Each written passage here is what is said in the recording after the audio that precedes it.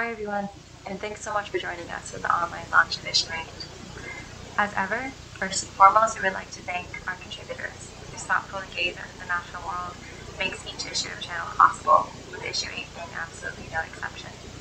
So thank you all for your time, and for your trust, and of course for your words.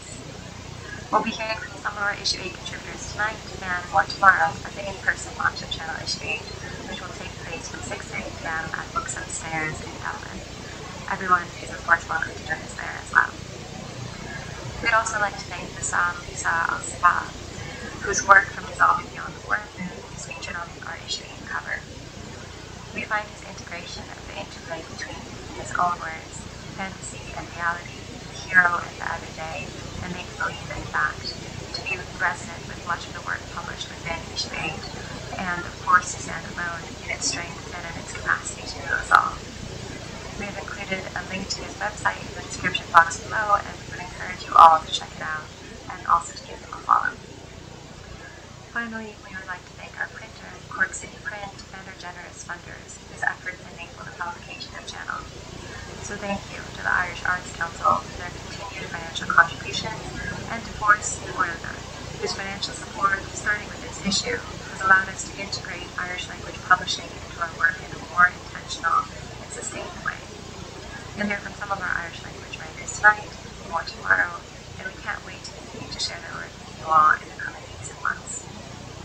So thank you, everyone, for being here, for making the channel what it is, and for joining us tonight. I hope you enjoy the launch and enjoy Issue 8. Bye. Hi everybody, I am SR and I am the channel publishing intern for 2023. I started in February and I have been really inspired and encouraged and just over the moon to be working in this amazing magazine with the wonderful team that we have here and to be at my first launch for the magazine. I have a pretty varied background, doing all sorts of things from social media management, research and editing. And my particular interest and academic background is in war studies, so I'm particularly interested in how, nature and conflict sort of interact with each other. So that's a little bit about me. Today in this video, in this launch premiere, we'll be sharing some pre-recorded readings from our contributors for Issue 8, along with photos showcasing the places that they have been writing from. The reader lineup with timestamps is available in the description box below, just so you know that the readings are going to be in both English and Irish.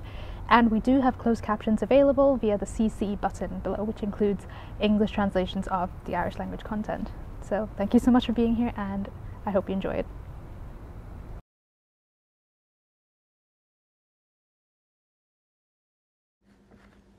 Edict. Let wind that stills our loneliness contain the restlessness of birds. Let trees holy to our longing and be firm. Let green be a body, mercy found in scars. If in this minute there is peace that does not last, let cottonwoods rattle brown leaves. If night is another word for retreat, let stars break into our refuge. If wind pushing water across the loch changes from clear to black, let the tonguing of sounds define. Let the clamor quiet. Let breaths come back, floating like clouds between mountain peaks. If water is another word for life, let our souls be as fish. If the word within the word within the word tethers us, let the calligraphy be ash, alder, birch. If water is another word for life, let our joy be its reflection. Leaving Iona, light fragments through the window beneath a vaulted ceiling. My right eye goes blind. When I was a child, I stared at the sun and followed paths of red through a dark river. In a small boat, I rocked my way downstream until I met the stone shore of sleep. An ocean of time is a myth, a strand of hair cut at the knot. I've carried your bones across a country clouded in green, your open mouth filled with sea wind and gorse. Once a woman held her hands to her eyes, shading the sun as she searched the waves for her beloved. Her effigy stands grey on the hill of Inverness, her love a myth cut through with storm.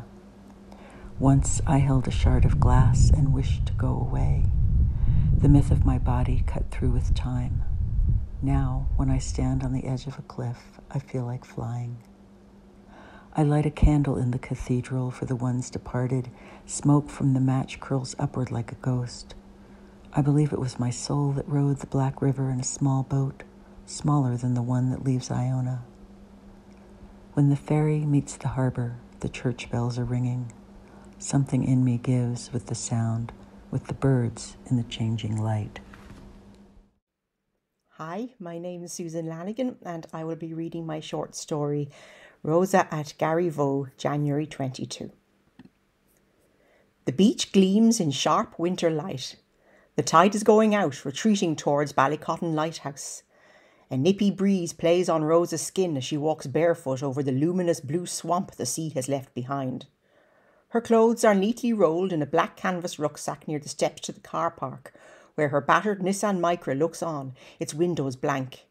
Goose pimples ripple on her thighs, her ageing knock-knees converging. Her swimming costume, a black one-piece with shorts, does nothing for the cold. Above, clouds race in a washed-out egg-blue sky. The hotel on the other side of the road is quiet. Good. Better to avoid attention. She has not bared much since her separation last year. Now, after 6 months on medication, her body is different, feels the cold more, while her breasts have a new tenderness to them, both alarming and affirming. Those pills and injectables, furtively ordered online, brought that tenderness to her heart as well. Everything is wondrous and painful. For the first time in her life she feels fully human, but at a high cost. As she picks her way over the small stones and slippery seaweed, the voices start once more. Ridiculous, Carry-on. You're a joke. A man in a dress. How often do you masturbate? We need to know before we prescribe you anything. Why should we accommodate your delusional fetish? Fuck off, she says, clearly and firmly, her words not quite whipped away by the wind. A seagull wheels an arc on the same southwesterly gust, screeching, free, free. Rosa keeps going, the salt water lapping at her ankles, shins, knees, thighs. Then she stubs her toe on a stone, loses balance, and falls in with an almighty splash. But while she's kicking and struggling and swearing and spitting out salt, she realises it's supporting her. The water. She is swimming. Exaltation surges within her. She rolls onto her back, floats. The sun comes out, brightness fractured in her water-speckled vision. What's causing this feeling? The estrogen? The cold? Or is it that she is life, woman, mammal, fish, all curve and wave, softened like a glass pebble that was once a beer bottle, but was then carried by the sea for 100 years until being gently left on a beach to glint brown, blue, aquamarine? A mermaid turned back to pure foam, no longer forced to walk on blades? Is it that the sea bears her weight, her changing body, her censored shape without judgment? Or that the same sea, worn out with human ordure, poison, life-choking plastic, miles of it, can still find room for her, still, among the acidifying heat and relentless statistics, make her anew? I am allowed to be here. Kicking a lopsided breaststroke, Rosa swims on towards the horizon, perhaps beyond, to a world where human hands are kinder and more merciful, where the gods will joyfully forgive her transformation. Sooner or later, she will come back ashore, but not yet. Orange in the garnet month, the maples not flat red or orange, but tangerine and ruby edged in precious metals. A young woman eats in a bent tree with no leaves in front of a great hall, blunt under a sky less overcast than back home. The leaves lie curled like daylilies underfoot, ready for stir-fry. So as we cross a meadow on the side of the hill, meek lambs mewing, I thought there was lunch.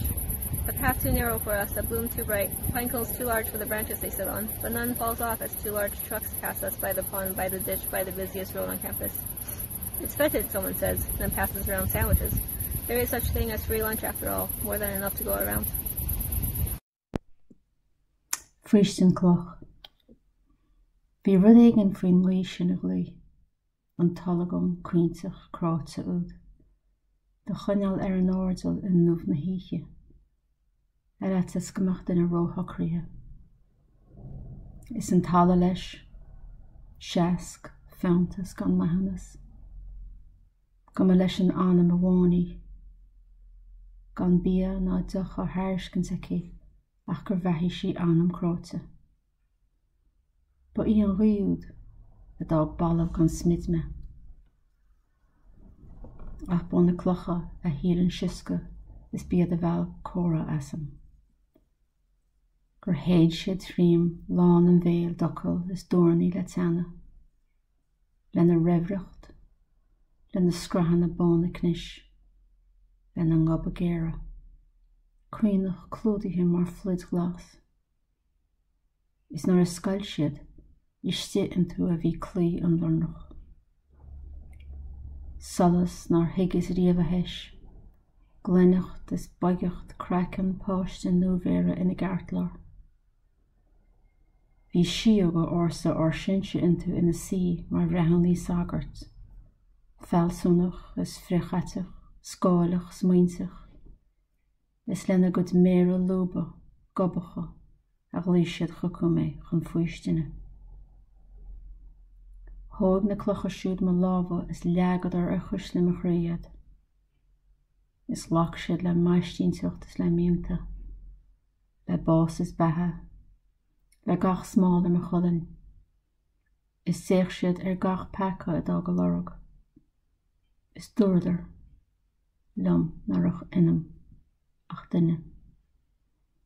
Scaip siad má leigeachtaí trasna na gluch is na gluchán, go dtí nar ahan mé iad rúm. Colím lena nómh, tin an bringlóid ar an glas, airim lena mán, impín a gud scalpan ar bhlóhan na fós. Is lí córan na gluchúd orm a gúnas na híche. I ngahna a cruthú ramsa amháin is a nahana nach námsaín déine ach mé. Le gach turling gréine, lagan an ngluch go gol gean, go sis go sídala, go dtí go néistirlam is go ditan mo chorp, a gean is buich.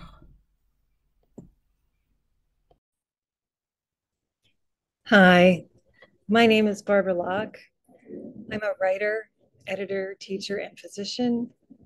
This is an excerpt from my story, Rabbit, which appears in Channel. Rabbit. We pass a farm stand to the right of the highway, past the intersection at Ridge Hill Road, and then a low flooded field where Canada geese paddle among floating grasses. A hill comes at us fast and hard. On its crest, a large, cast concrete head gazes down at the parkway. Traffic. Man in the mountain, says Pope, his voice cracking.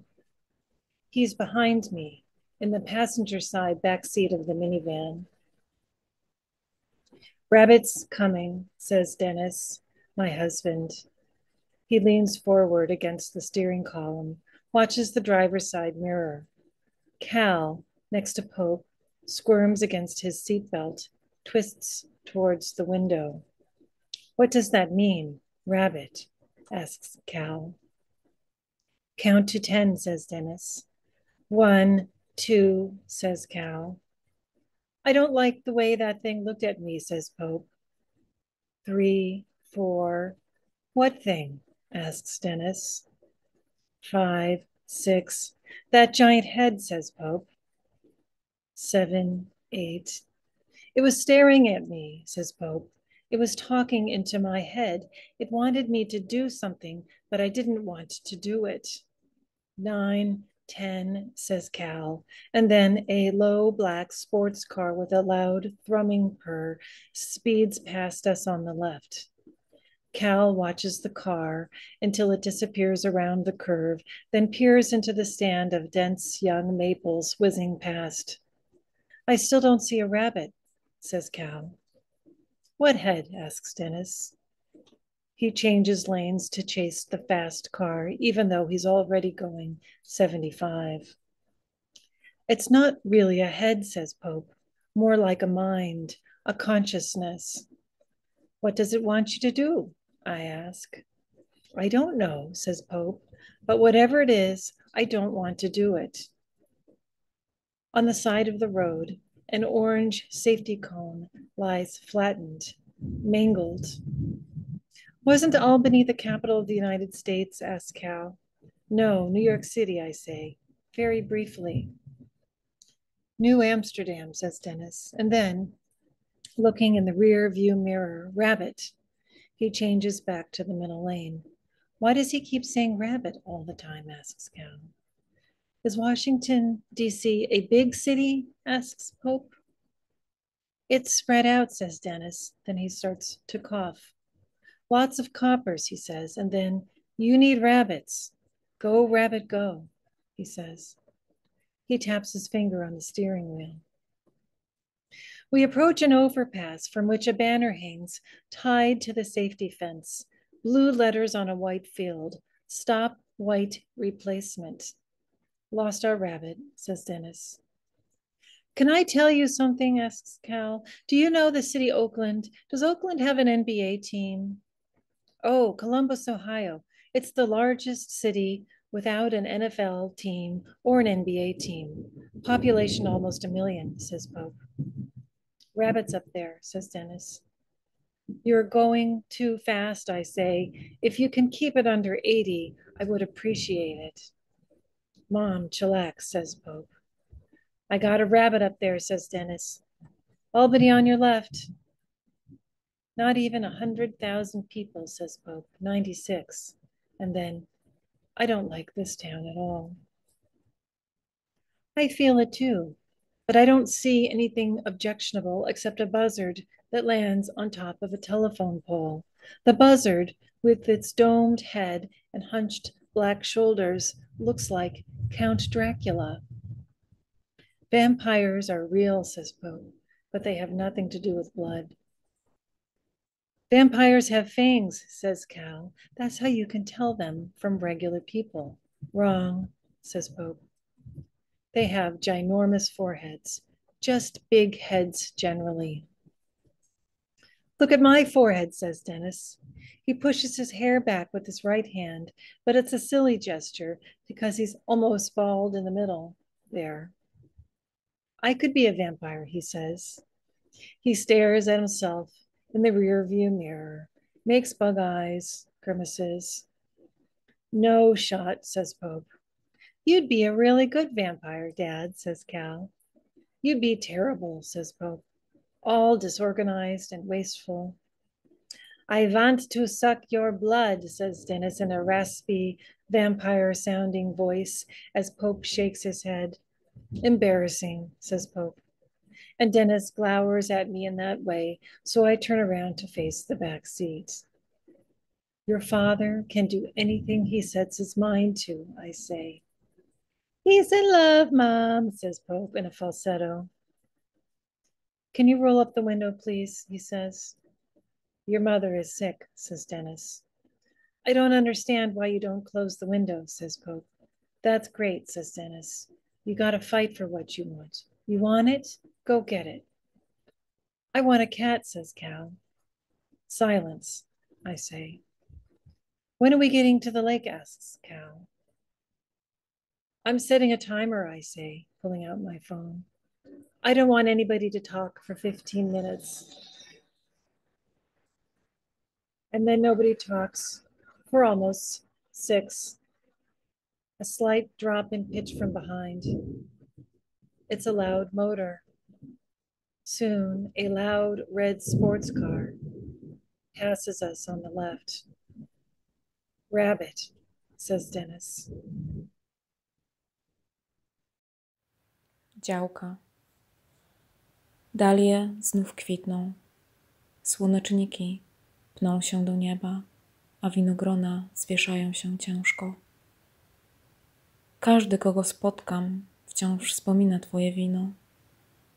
Króliki są zabite, oprócz jednego, który uciekł na sąsiednią działkę i pozwoliłam im go zatrzymać. Czarna samica, która miała młode zeszłego lata. Chwyciłeś maleńkie stworzenie swoją białą, papierową dłonią i dałeś mi do potrzymania. Czułam na palcach bicie jego serca. allotment. The dahlias are in bloom again.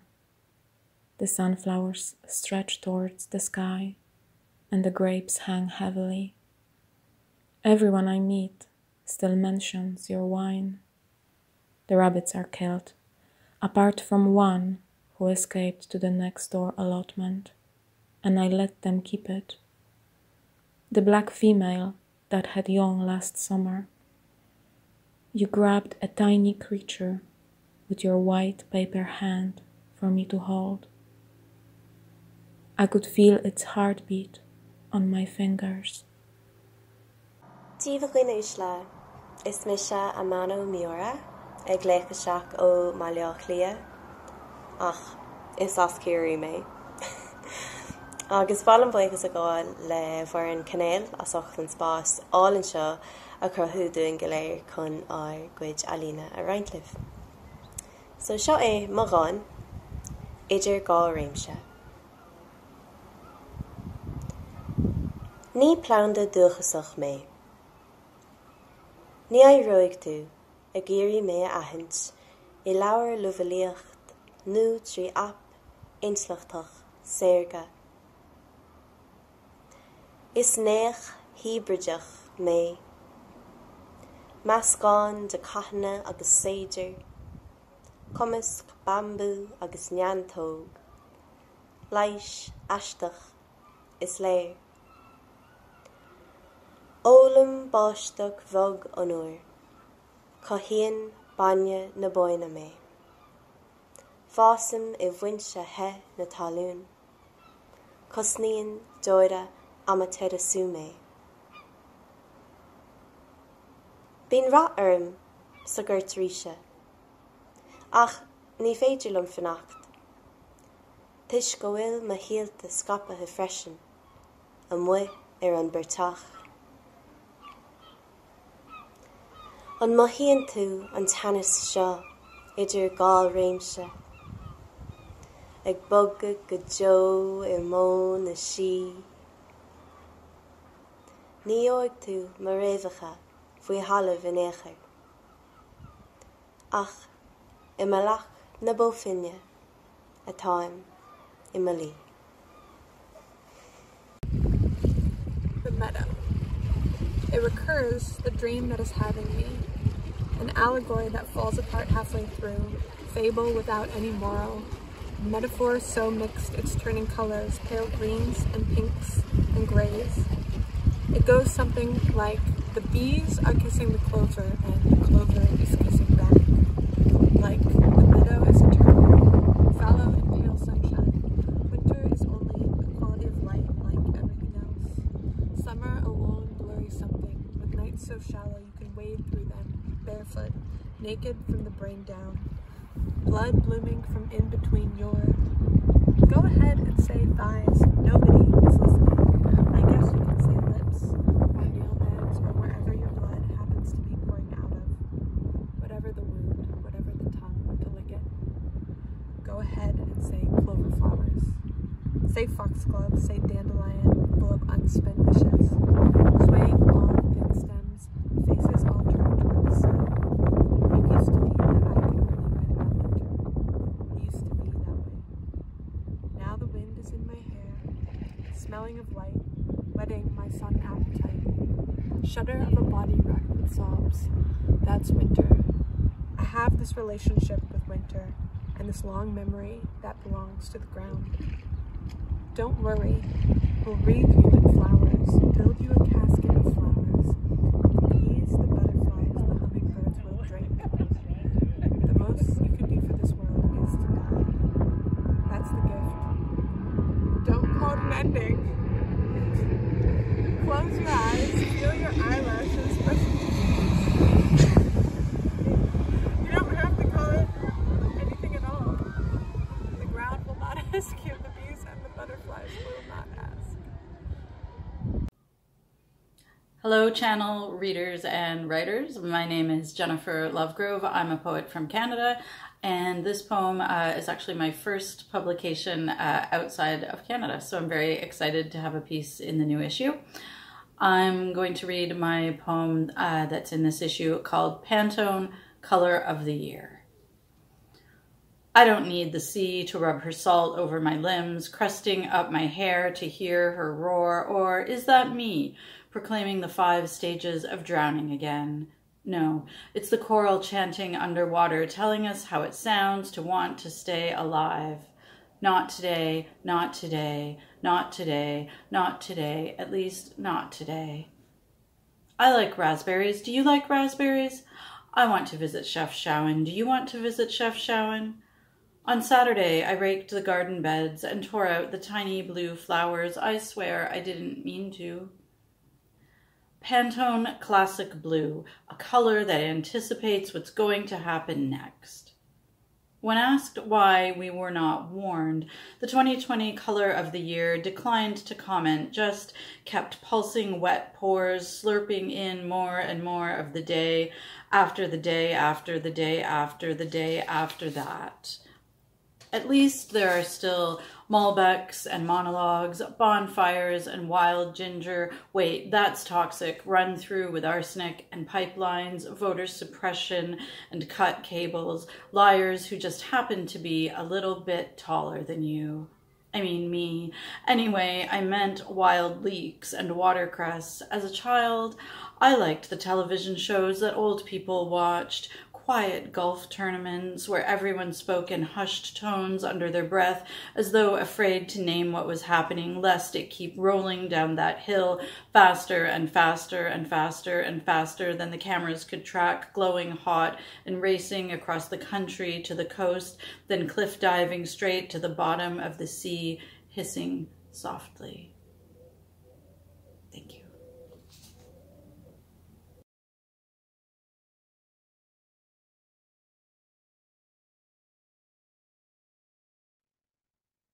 Hi everyone, thanks so much for tuning in. IMMA had with the last It's been a real pleasure for us to hear our contributors read their work aloud. So I want to say a huge thank you to everyone who sent in recordings or photos for tonight's launch, and also to all this issue's contributors for making it one we can be so very proud of. Issue 8 is really special to us on the channel team because it's our first bilingual issue, the beginning of what we hope will become a long-standing engagement with the potential for creative connection with nature that the Irish language has to offer. And Elizabeth and myself couldn't have taken our work in this new direction without the new members of our team. So I want to take a moment to express our gratitude to our Irish language editor, Aisling Ní Cheamh, who was responsible for selecting and editing all of the beautiful Irish language pieces in this issue, as well as translating them into English for bilingual publication. And also to thank our publishing intern, S.O. Westcliff, whose support across all areas of our work has been absolutely essential in making this issue possible. Thanks as well to our patrons, subscribers and readers, and to our funders at the Arts Council and Transmediale, both for the financial support that sustains our work and for the moral support that sustains us. We're truly grateful to be making channel in conversation and collaboration with you all. If you've enjoyed tonight's launch, we'd of course love for you to buy the issue and to experience some more of what our wonderful contributors have to share with you. If you're based here in Ireland, you can get a copy from one of our statists who are listed on our website. And wherever you are in the world, you can buy a copy from our online store, for which we've included a link in the description box. We also have patronship and subscription options available in case you can afford to make a sustained contribution to our work and would like to receive each new issue on its release. Finally, I'd like to invite anyone who's able to join us tomorrow night for this issue's in-person launch in Books Upstairs, where you can hear from some more of the wonderful writers behind this issue. So for those who can join us tomorrow, we'll really look forward to seeing you there.